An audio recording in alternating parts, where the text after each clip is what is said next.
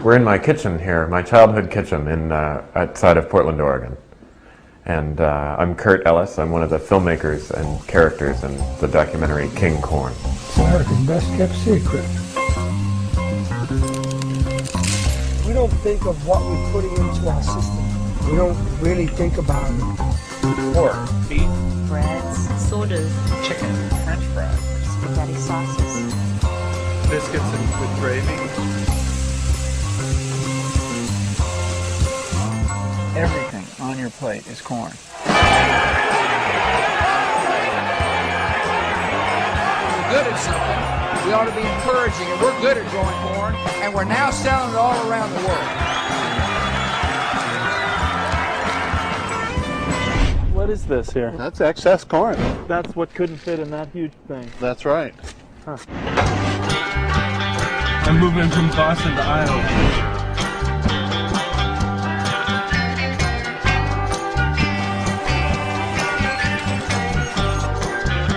Could I have a big and tasty sandwich? But what a surprise to think of mountains and mountains of corn. Lots of corn. And it's not edible. No, it's, I mean, people think corn and they imagine sweet corn, but these are kernels of hard, dry feed corn, yellow dent number 2, and it's the raw material for high fructose corn syrup and corn-fed beef, and it's just piled and stored for a long time, often, before it can be used. So talk to me about high fructose corn syrup.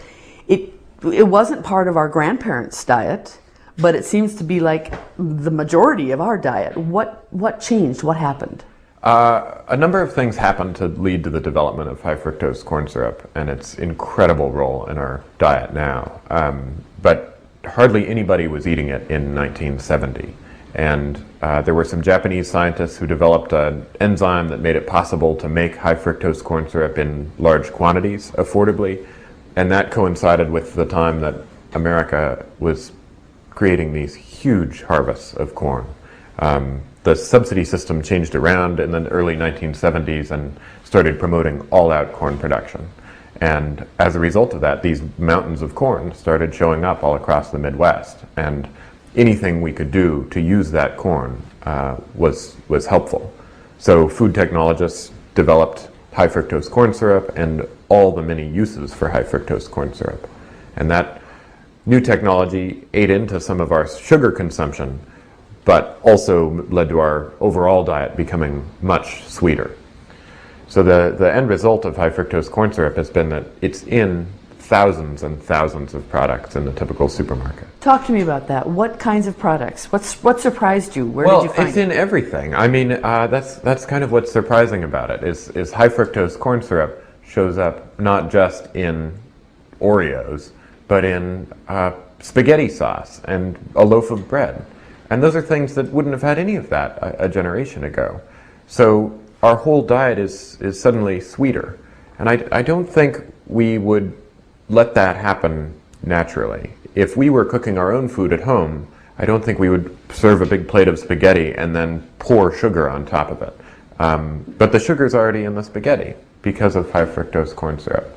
And this whole diet that we have is sweeter than it used to be. And it's all that one ingredient. Step 1 apparently is soaking this corn in water that has been heated to 140 degrees. And we're also supposed to put in sulfuric acid at 200 parts per million, which is a tiny parts per gallon. 0.0007. So 7 it's not even close to a teaspoon. It's like you're gonna stick your finger in and whatever drop sticks to it. No, man. I'm not gonna do it. I'm not gonna do that. It's so much easier. What we're looking for is yellow dent number 2. So it's already a certain type of corn that will yield a lot of starch. Well, this is going to soak for 16 hours to get it soft and begin to separate the starch from the fiber. All right, day 2. It smells sweet. What does something sweet smell like? Sugar? Yes. There's a lot of technology, quote unquote, that goes into making corn sweetener. All right, step 2. Physically damage the corn.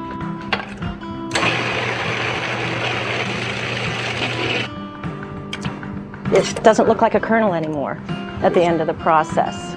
But that is part of that innovative system. The endoamylase and spezyme prime enzyme randomly hydrolases alpha-1,4 glucosidic bonds to reduce the viscosity of a gelatinized starch. Everything really is a science when you boil it down. Wow. That's pretty sweet.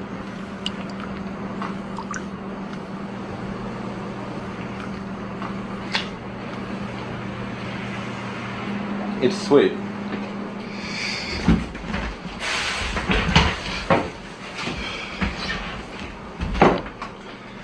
It tastes good.